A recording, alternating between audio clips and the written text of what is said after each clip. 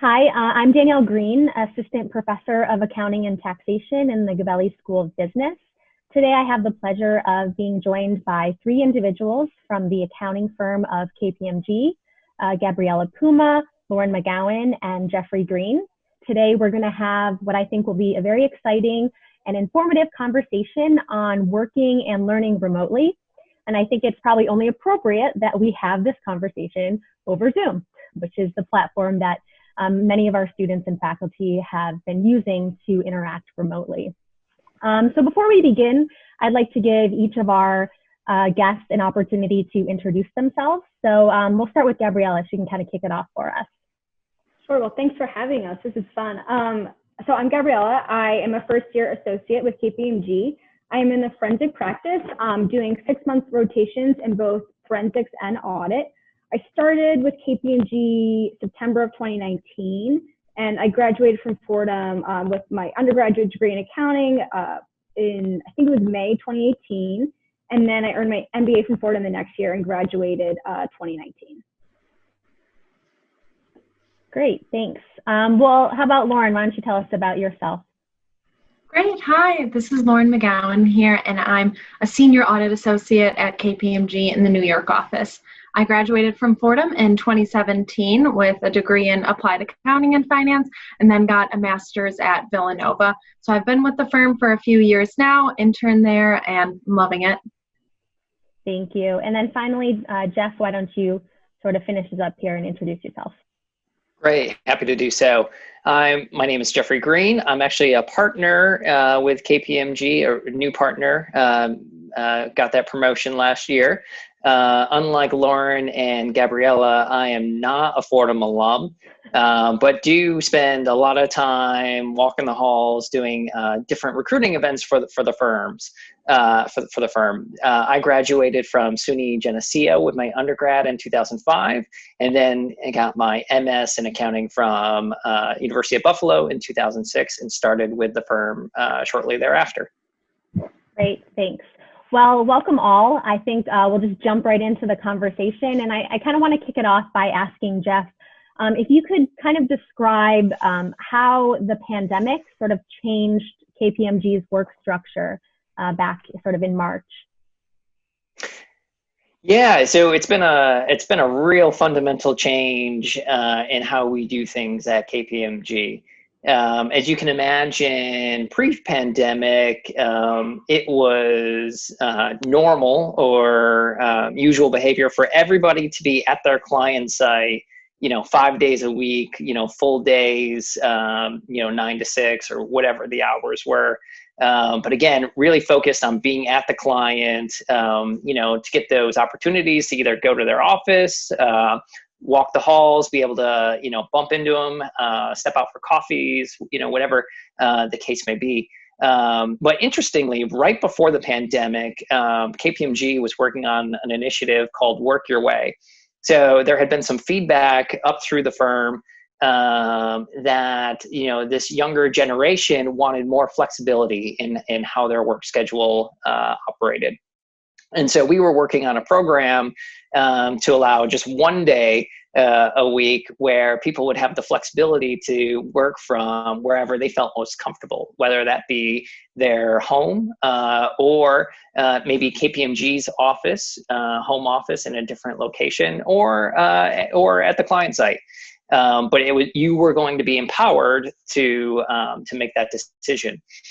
So interestingly, up until the very day that everything changed, we were figuring out how exactly were we going to implement that on my clients. And then, our world got turned upside down, and just like that, we're working, every day from home. So it's been interesting what we were trying to do, and then how things have changed with the pandemic. It really proved out that it was a good idea, and I'm glad we've been able to see that we've been able to take it much further. And so just kind of following up on that, I know you talked about this Work Your Way initiative to work 1 day a week, and now you're working 5 days a week from home. To what extent is this working from home, do you think will be the norm for both your firm and your clients kind of going forward? Yeah, I mean that's the question that everyone's asking right now. I think what's interesting is, you know, this experience that we're all having right now is proving out that we are really capable of working remotely. You know, we're seeing you know, Fortune 100 companies being able to close their books, you know, still in the normal process, being able to still issue their financial statements on a timely basis with no real hiccups in the process.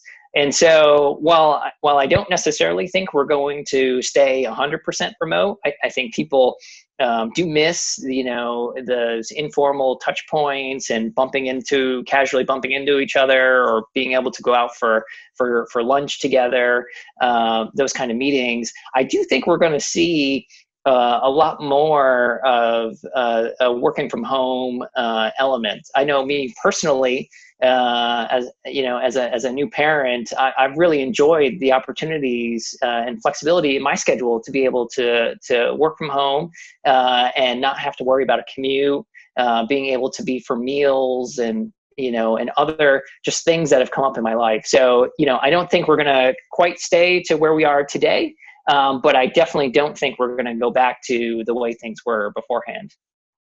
Yeah, so I think you actually kind of touched on some of the benefits that people might see from working from home, one of which being sort of interacting more with family. So, you know, maybe Lauren, I know Lauren, she was actually one of my students in my class. She's a glass half full type of girl. So maybe you could talk a little bit about what are the other benefits you see as sort of working from home? Definitely. And that's a great question, Danielle, on looking at things with the glass half full. We are in this situation and we'll be in it for the foreseeable future. So it's important to just look at the benefits out of this. For me personally, I love the flexibility.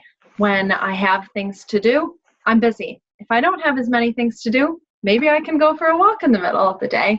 So I think everybody's seeing a lot more flexibility, but our business objectives are still the same, but how we get there is now changing a bit.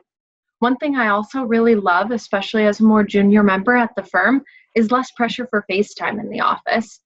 As we are going through the workday and such, and you have a lot of people around you, sometimes there's a lot of pressure to stay late or be the last one in the office. So I think working remotely has really taken away from that pressure, and now I feel more of a competition to get my stuff done sooner because no one's looking over me to see what time I'm leaving. So a few, you know, things like that I think have really helped our working remote situation. And even from a personal perspective, I love the increased family time I'm getting. So I have my entire family home right now. So wherever you are quarantining, it is a nice chance to really get to connect with those you're with at the time.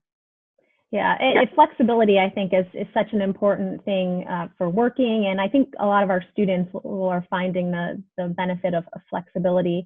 But I'm sure this, you know, doesn't come without its challenges. You know, Gabriella, you're a newer associate, and I'm just kind of wondering, you know, what's the challenging or tricky parts of this work structure, particularly for someone who's a little bit newer to the firm, if you will. And how's the firm sort of helping you with that, or helping you to overcome it? Yeah, I mean, it's definitely been challenging. This is not how I expected my first year as an associate to go. So right when the pandemic was kind of starting or getting to a head in New York, we were filing for one of our entities or for one of the stat audits. And I had to learn quickly to, you know, I can't just lean over to my senior and ask him a question. I had to kind of figure out how to more specifically and precisely ask a question. And that was challenging because I was used to just being face to face with him. So the communication was probably my biggest challenge at first, but I think you eventually get around it by just setting up more calls. You know, technology is great. I could just present my desktop and show what the issues I was seeing, what my questions were, what I didn't understand, and then we could kind of solve my issues from there. The firm's also been great with, like, from a client's perspective. So I'm used to working with at least 3 monitors, and being in the office, I was not used to having that, but they let me come home with a desktop monitor, which was great. And there's also like a Reba, which is a purchasing supply place where I could get another desktop if I needed it, or a tablet. So they've been helpful in that respect. And also they have a whole coronavirus web page, which has tools of like FAQs, people asking questions of, when we go back to the office, tips on how to work better remotely. And, they even had stuff broken out for like tax, advisory, audit, any questions that would pertain to your service line. So I can go in regularly and check to see how can I better serve my clients, or what tools can I be using instead. And lastly, my last challenge was like separating work from home and kind of finding that space, because you kind of want to take calls from your bed, but you learn quickly that you can't do that. So I think the biggest challenge was just separating work from home, but I had to emulate being in the office as much as possible. So I kind of reached out to friends and saw what they were doing at the firm, and they said, you got to have a defined workspace. So you work around it and you find a place that isn't your bedroom to work. But other than that, it's been actually pretty easy. It's nice having the flexibility, and the firm's been great. If I ever have questions, my PML can answer them, or I can go to the coronavirus resource page, and that's been really helpful. Yeah, I think it's great that you guys have resources. And I think, for our students and our faculty, also sort of, reaching out and getting assistance from the university or from your faculty or from your fellow friends, it makes you feel less alone, even though you're maybe sitting at home by yourself in an office, if you will. Sort of thinking a little bit more about challenges. I don't mean to hang here, but, Jeff, I'm just curious, as someone who maybe manages a team of people, what challenges do you face in sort of managing, a large group of people remotely? Well, I think Gabriella mentioned it, at the start of her comments. It's really communication. So, I think one of the great things about growing up in the audit industry is the typical environment is you sit around a big table, and you're always, just a few feet from your team, and you're like this mini SWAT team working through issues together, and you just kind of look up from your computer and you ask your question of each other. And so that's great from a managing people perspective, because just from kind of listening of the conversations that are happening, you're getting a sense for the progress you're making and what the issues are. The challenge in this environment is you're not experiencing that, as directly. So it really boils down to overcoming the communication obstacles. And so I would say at first, before we had figured it out, I definitely suffered from meeting overload. So we would have just constant check-ins, and my calendar would be just blown up all day with check-ins with different people. Now that we're a couple of months into this, we've definitely gotten a lot better, a lot smarter about how we manage people. And so definitely less frequent check-ins. I think from just bottoms up and top down, we've gotten better with giving updates to each other on the different things that we're working on. So one of the things that my team's rolled out are different huddle boards that we use and that are on a share drive that we all have access to. So at any given moment, I can log in to the huddle board for my area and say Lauren was on my team. I can see what her priorities are. I can see what's in her queue, what maybe she's stuck on at the moment or waiting on a client response. And that's really helped cut down a lot of these unnecessary check-ins. Great. So I think, one of the things you touched on was that you, at the beginning at least, had a lot of meetings and check-ins, or at least meetings. And I think we're all finding that we're meeting a lot more. And one of the challenges, I sometimes have this, I'm sure you guys too, is how do you stay engaged during a meeting, particularly when you have a cell phone or you have other items on your computer available to you? So, how do you stay engaged? And then for any of you that actually lead meetings, what are you doing to make sure that you increase engagement in those meetings? So, Lauren, Jeff, Gabriella, whoever wants to sort of touch on that one. Yeah, I'll toss in there. So Jeff brought up some great points in the beginning of quarantine, how my calendar was all check-in meetings, and he's right in that we've kind of learned how we can better approach that and free up our calendar a bit while still meeting our objectives. So in terms of staying engaged in meetings, I've learned a few things over the past few months. One, being on video is huge. as Gabrielle mentioned earlier, she was used to just turning over and checking in with her senior. And I think when we have these check-in meetings, when we're on video, we feel a lot more together and you feel a bit more comfortable with each other. So I think that's really huge, whether you're in the classroom working on a group project or working on a project at work. Being on video is really important.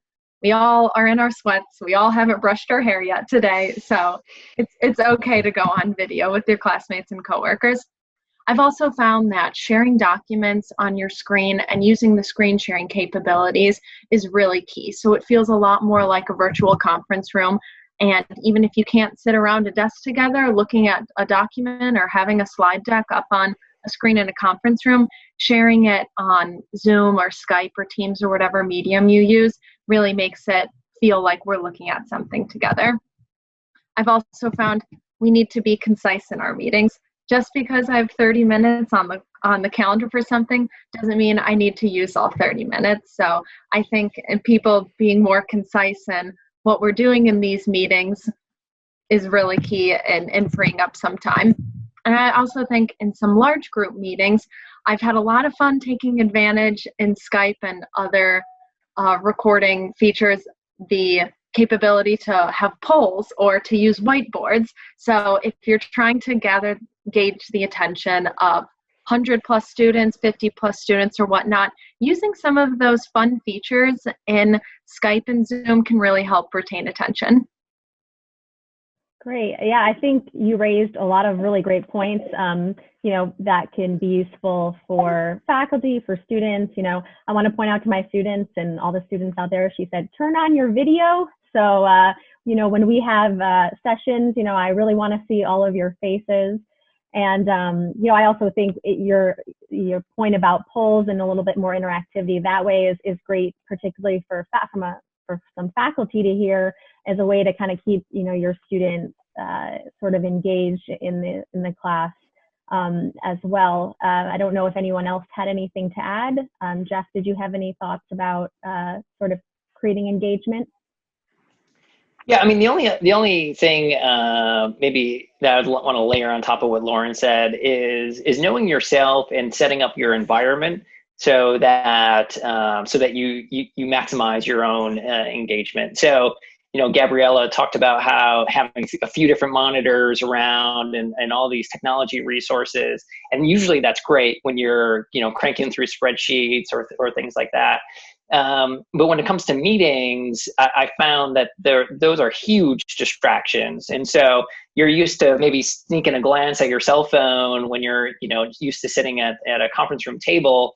Now it's easy to get distracted with this giant monitor sitting next to you on your emails flying in that way, or maybe, some, messages that are coming in from your friends. And so I've learned to basically shut those off when I have meetings. And so I really just have the one screen open. And that way I really stay engaged the whole time. I'm not seeing the messages come in or all the other distractions. And that's, for me, has set myself up for success, and then I can stay focused and not get distracted with different things.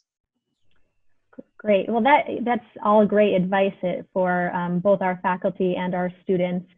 So what I want to do right now is I'm just going to pause here and actually end the first part of our conversation. We're actually going to have, we have the opportunity to sort of have a little bit longer of a conversation. So we're going to end part one here, and I'm going to invite everyone viewing this video to come back and to watch the second part. Jeff, Gabriella, and Lauren are going to be back, and they're going to be giving some great advice on learning remotely and how maybe we can translate what we're learning in the classroom or the online classroom to the new online workplace. So I'm going to end here. Okay, so we're going to end part one. And so this is where we're going to stop, and then we're going to transition into the second part. And so for editing, I'm just going to let you know we're going to start part two here. Okay, so welcome back to my the second part of my conversation with KPMG. I'm joined again today with Gabriella Puma, Lauren McGowan, and Jeffrey Green from the accounting firm of KPMG. The second part of our conversation is going to focus on learning remotely, and the three individuals here today are going to share their wisdom and insights about how students can take what they're learning in the online classroom and sort of translate that to sort of the digital workplace.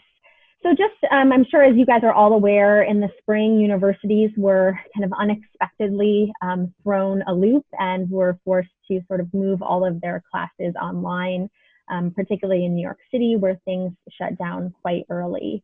So coming back this fall, universities, including Fordham, are planning for, all different scenarios, but even with face-to-face, being on the table, there'll likely be some aspect of online learning, just so that we can comply with social distancing rules.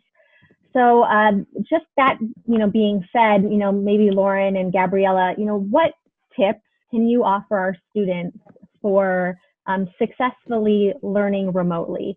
I know in the first part of our video, you had some great points, but perhaps you have some additional ones. So, Gabriella, why don't you kick us off with that? Sure. My first thing, I think Jess said it earlier, turn your phone off or just put it away for a bit. I think that has been the biggest thing to help me is I even put it in a separate room when I have a meeting. So I'm not even tempted to, check Instagram or something or my emails. The other thing, it sounds stupid, but get dressed. Pretend like you're going to class. I feel like if you get dressed, make your bed, have your coffee, and you act like you're going to class, you're going to be more prepared to listen to lectures and be more engaged. Also, I would ask questions. Sometimes I will ask questions during meetings that I know that they answered, but it forces me to kind of summarize what went on in the meeting, to stay engaged and to know that I'm understanding what's going on. And it kind of looks better on you that you're actually listening and you're not checking your phone. The other thing would be to take notes a lot, especially not just on your computer, but also by hand. I think that makes a difference to help you be more engaged and more prepared, because then you're not distracted. If you're actually have a pen in your hand, you're not likely to go on online shopping or something like that. Also, get out. After your lecture, before your lecture, go for a 15-minute walk. I think fresh air, weather permits, it really helps you to stay engaged and you're more likely to grasp concepts. I know even just from my studying for the CPA, if I wasn't getting a concept, I would work out. And then it was funny how 45 minutes later, I could understand so much better what the professor was trying to say. So I think just overall, putting away the distractions like your phone, taking notes by hand, asking questions, and going outside as much as possible and taking shorter breaks will help students be more engaged for lectures and asking questions.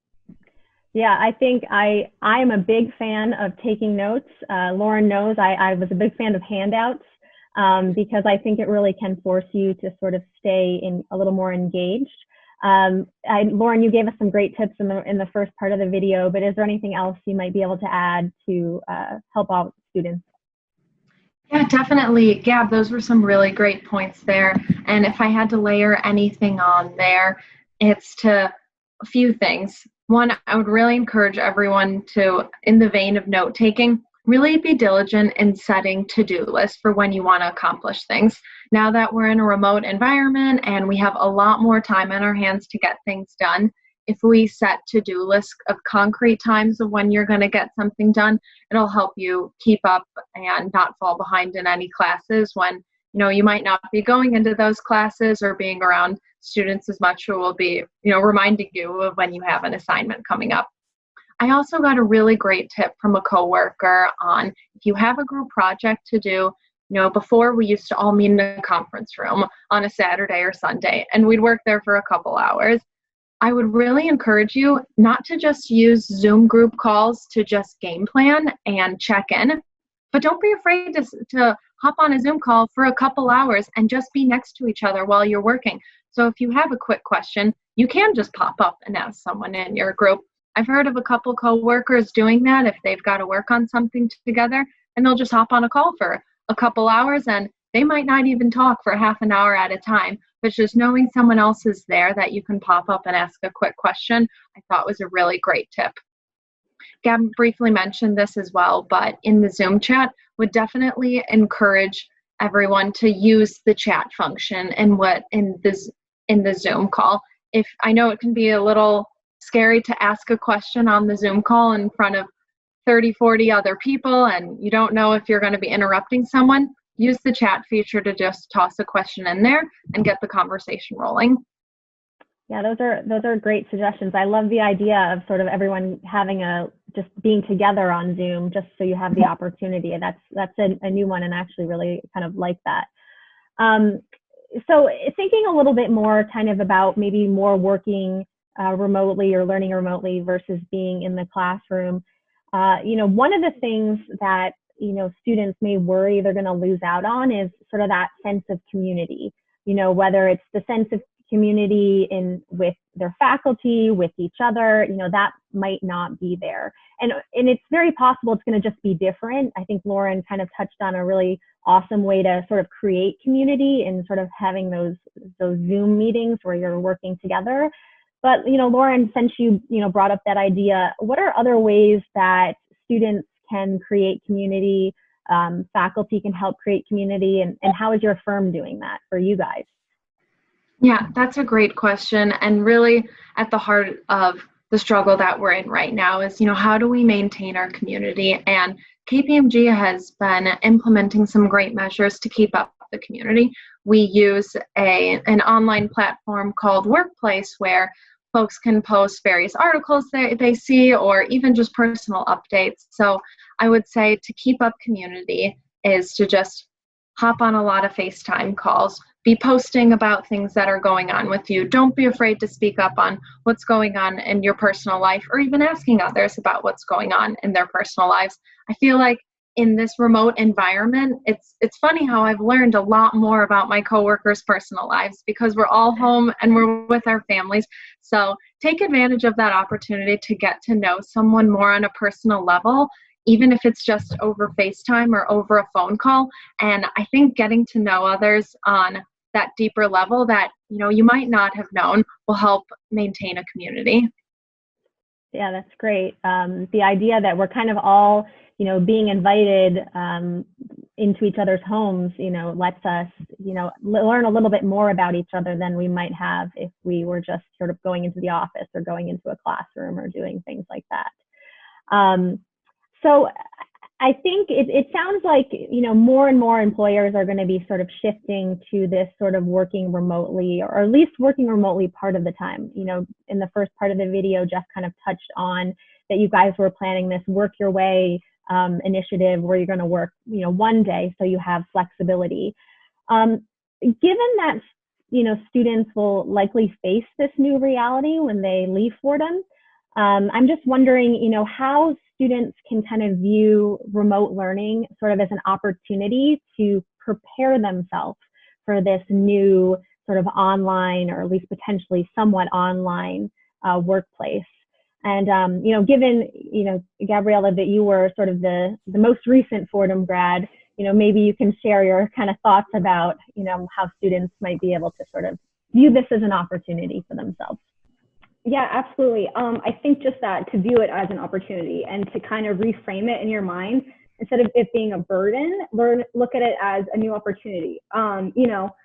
With every industry, there's going to be more remote working. So I've been home since March, and all of my best friends have been home as well, and they're all in different industries, and they're all working from home. So no matter if you're in accounting or you're a lawyer in communications, you're going to have to learn to work from home. So I think it's better to learn it as a student, and you kind of have more, I think, room to make mistakes and figure out what works best for you, and you kind of have more time to do it as well. I remember 2 years ago when I graduated, I sometimes would have 2 classes in the morning and then a long break and then a third class, and I think it's a better way to figure out how you work best from home if you have, just 2 classes in the morning, a break, and then another class, versus working from 9 to 5.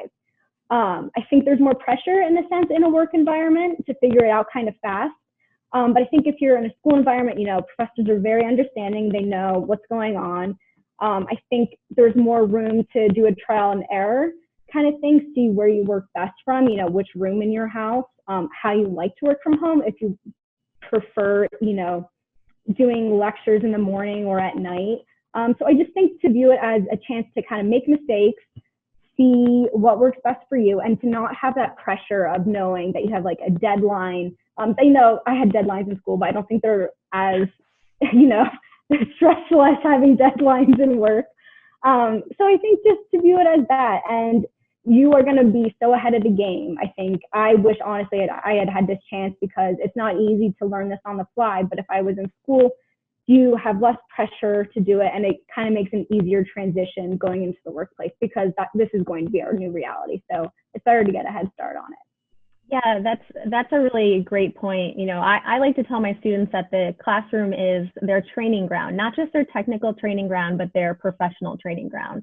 So, I expect my students to act like they would in a job when they come into my classroom, and sort of viewing this as a new way to practice and get experience working in an environment that they're going to then experience when they actually go out into the job, which is a great way to kind of frame that. So I kind of like the way you've said that.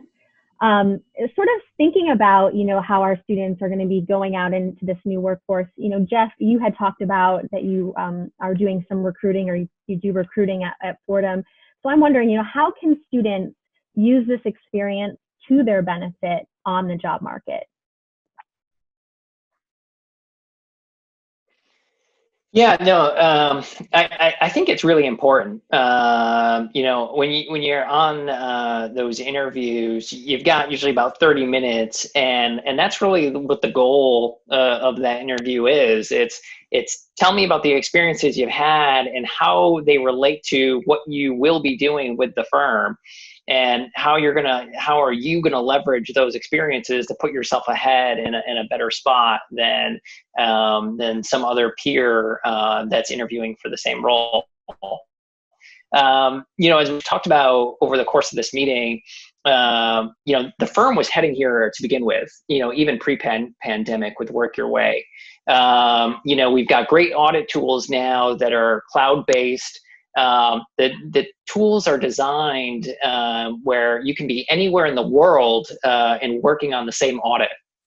On the team that I'm on, it is a global audit. We've got teams in India, for example, cranking away on audit matters while I'm, maybe asleep. And so, this is where we're going. And so if you can take your experiences that you're learning here and translate to how you're going to be prepared and you're going to thrive in that new environment, that's really going to set you apart. Because it's not so much anymore about sitting at the same table together, but are you able to work independently without your manager, sitting right next to you? Are you able to work through issues and challenges that you come across independently? Do you know when to raise your hand to ask for help, and how you would do that in this new environment? I think there's a lot of opportunity for you to kind of pick up these skills with your online learning that you're currently going through to position yourself for success with the firm.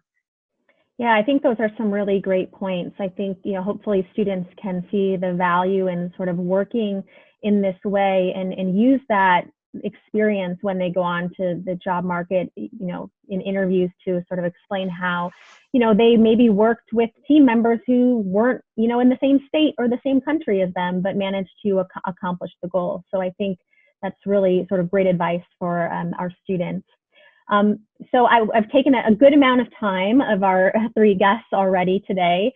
But before we leave, I want to give each of them an opportunity maybe to leave some parting words for our Fordham community. So I'll start with Jeff, and we'll kind of work our way around.